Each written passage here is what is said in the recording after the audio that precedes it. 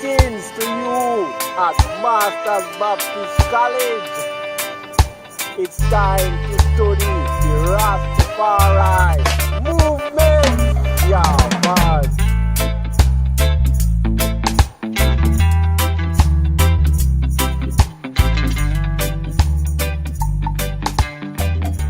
In the late 18th century, under the ministries of powerful preachers, a revival took place in America, known today as the Second Great Awakening. It lasted several decades, and by 1820, Baptist and Methodist congregations saw great increases in membership.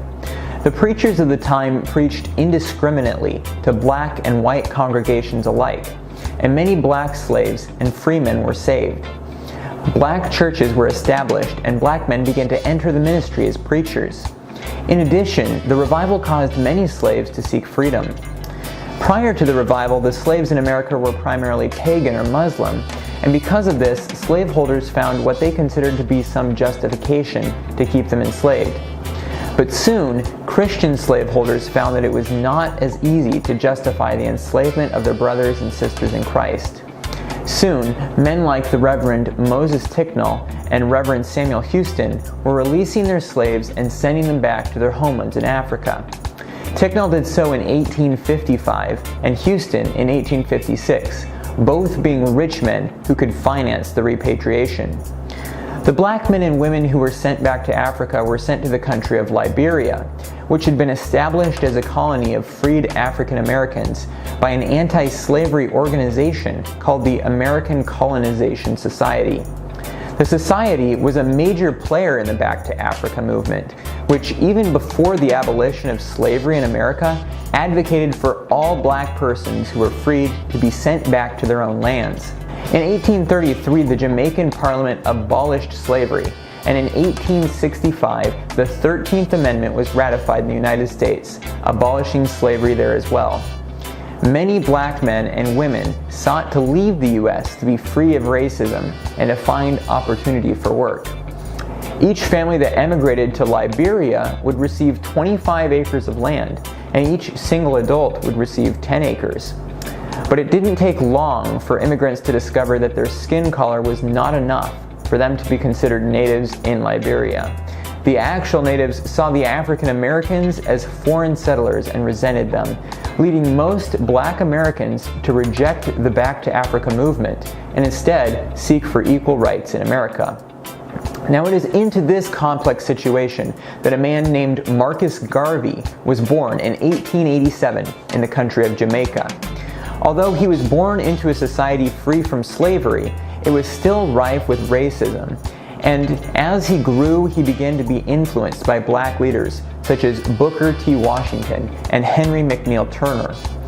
In 1914, Garvey returned to Jamaica and organized the Universal Negro Improvement Organization. He rallied together supporters, and soon the organization was a powerful force in Jamaica and in America.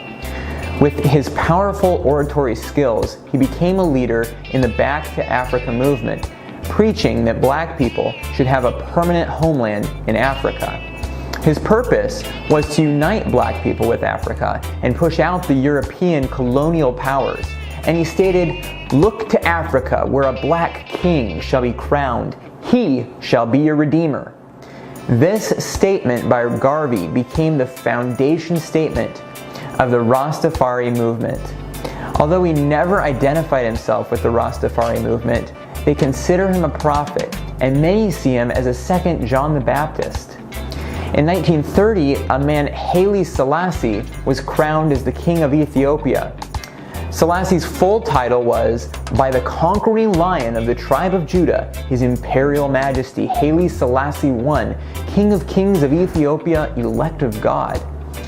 Jamaicans almost immediately began to see Selassie as the fulfillment of Garvey's prophecy of a black king, and claimed he also fulfilled prophecies from the book of Revelation.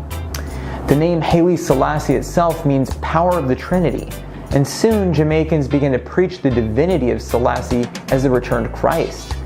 One of Selassie's names was Rastafari, from which the Rastafari movement took its name.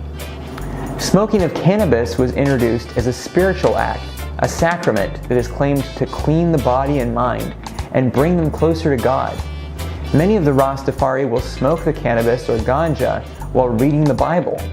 The fact that cannabis is illegal in Jamaica and in most nations symbolizes the persecution of the Rastafari and shows them that opening their mind to truth is something the Babylonian world does not want.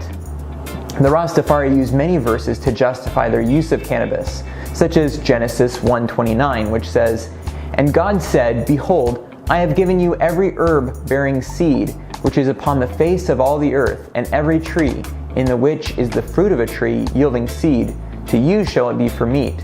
They also use Psalm 104:14, "He causeth the grass to grow for the cattle, and herb for the service of man." In 1966, Haile Selassie visited Jamaica, and approximately 100,000 Rastafari from Jamaica came to the airport to see the man they considered to be their Messiah. Many openly smoked marijuana, causing a haze of ganja smoke to drift through the air. Selassie, although he did not make any claims for himself as the Messiah, did not at this time rebuke the Rastafari for their belief in him as the second coming of Jesus Christ, instead honoring the elders with gold medallions. The day Selassie landed in Jamaica, April 21st, is celebrated as Groundation Day, the second holiest day in the Rastafari faith. During Selassie's trip to Jamaica, a woman named Rita Marley saw him and claimed to see nail prints in Selassie's hand and converted to belief in him as the Messiah. She was influential in the conversion of her husband, Bob Marley, who would later become an internationally recognized reggae musician, which greatly spread the Rastafari faith and led to it being recognized worldwide. So what do the Rastafari believe? Well, they believe that Ethiopia is not only a homeland to which they'll one day return, but it is where Zion or paradise will be created. But that white oppression of blacks has held them back, and they consider modern society to be Babylon, entirely corrupt due to materialism and greed. They also believe that they are the original 12 tribes of Israel, and that Jesus himself was a black man. They consider the way that Jesus has been depicted throughout history as a white man to be racist, and an evidence of Babylon suppressing the truth. From Psalm 68:4, Rastafari get their name for God, Jah. The verse says, "Sing unto God, sing praises to his name, extol him that rideth upon the heavens by his name, Jah, and rejoice before him." Many Rastafari maintain a limited diet in accordance with the Jewish dietary laws, and abstaining from pork or shellfish. Some are vegetarian, claiming that to touch meat is to touch death. Food approved for Rastafari is called Ital. Most Rastafari also abstain from alcohol, coffee, cigarettes, and drugs other than ganja, saying that all these are tools of Babylon to confuse. Dreadlocks have come to be a major identifier of the Rastafari, although not all Rastafari have them. It is claimed that locks are required by Leviticus 21 verse 5, which says, "They shall not make baldness upon their head, neither shall they shave off the corner of their beard, nor make any cuttings in their flesh." Dreadlocks have come to symbolize the lion's mane of the Lion of the tribe of Judah and rebellion against Babylon. The Rastafari flag is green, gold, and red, each colors of importance. They're the colors of the Ethiopian flag. Red represents blood of martyrs, green the vegetation of Ethiopia, and gold the wealth of Africa. Many Rastafari claim that some humans will live forever in their current bodies, a belief termed life ever living. Although the Rastafari accept the Bible, they claim that it is not the whole Bible, but that parts have been taken away or hidden to keep black people oppressed. It is commonly said that the text is only half of the Bible, and that there is another Bible in the heart. Most will claim no need of a church or temple, claiming that their own bodies are the temple of God, so a physical temple is unnecessary. Despite this, there are some temples and tabernacles in areas with large Rastafari populations. The Rastafari hold the position that all men and women deserve rights as equals, and that every person should be treated equally with respect. The movement is strongly Afrocentric in nature, claiming evil society or Babylon has been led and dominated by white men. Many Rastafari learn and know the Amharic language because this was the language of Haile Selassie, and also to identify as Ethiopian. They claim that their original African languages were stolen from them by the slave trade, and that English has been imposed on them by the colonial powers. As a remedy to this, the Rastafari speak a modified vocabulary and dialect, known as Lyric, in which words and syllables that are seen as negative are replaced with positive ones. The word overstanding replaces understanding, and livocation replaces dedication. Likewise, the Rastafari reject isms.